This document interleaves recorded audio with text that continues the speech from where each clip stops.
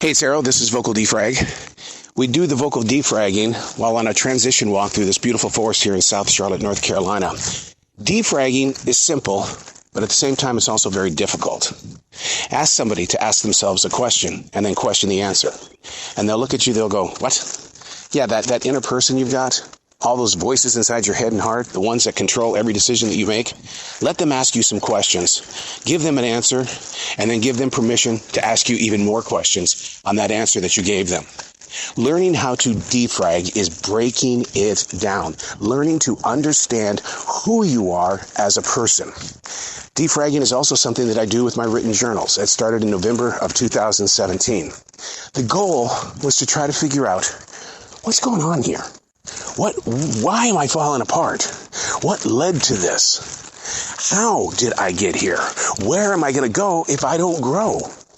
Asking the questions, questioning the answers. Like I said, it seems so simple, but it's very difficult for a lot of people because it means identifying with your truer self. And people, you can tell. You can tell by selfies. You can tell by the way that you do your lawn, the way you cook your food, the way you put makeup on. You can tell. Not everybody likes themselves, so they try to hide behind the paint. I call that a plastic candy-coated bathroom mirror smile. Oh, I know when somebody is sharing that monkey. But you got to ask the questions, and then you question the answers. And those answers are things you may not know, and you may not like, but you still learn from it. You learn to grow forward. This is Vocal Defrag. Today our subject is pretty simple, but it's tough. This is what came to me in my daily writing. My sickness is not what I put on paper. It's holding back. Let that sink in for just a moment, okay? Your sickness is not what you put on paper, what you put on social media, what you say in verbal-to-verbal conversations. Your sickness is not that. It's when you hold back. That's where you're sick. Because we hold back.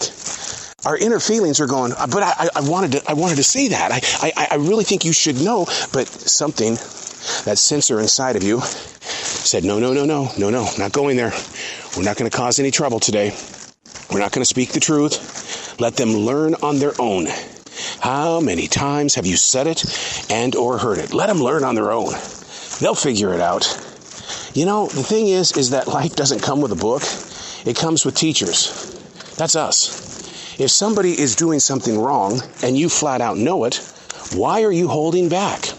With your own heart, with compassion, the way that you hold on to it, come up with a creative way to help a person along. What you put on paper isn't the sickness. It's when you're holding yourself back. What are you doing that's forcing you to hold things back? Do you like life the way that it is? Do you enjoy the way that people treat you?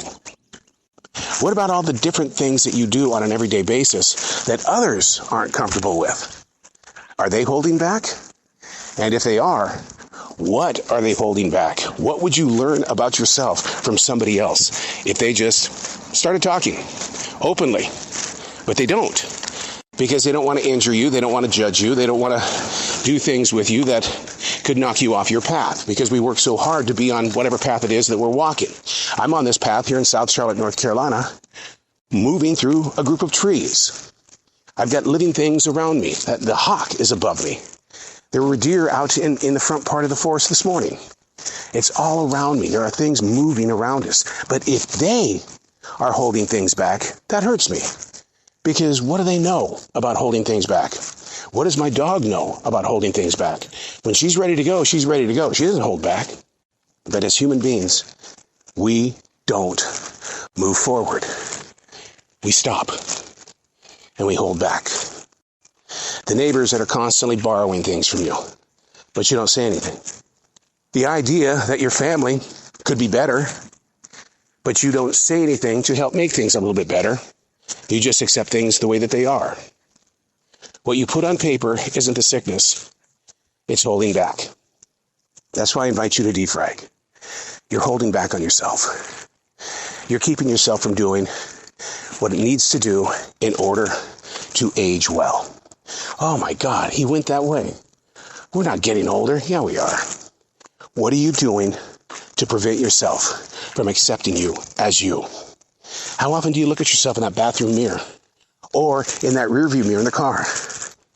You don't like what you see. Why? Don't hold back. Why? Just say it. Give yourself an opportunity to be heard. Ask the questions and then question the answers. I'm thinking that's pretty fair. Because if you ask the questions and you think that question is unfair, if you hold back on the answer, you're not being fair. Try it sometime. Ask the questions, question the answers. You don't have to call it defragging. I do that because it's just a word that came to me. And I said, all right, I'm not going to hold back. I'm Errol, and that's Vocal Defrag.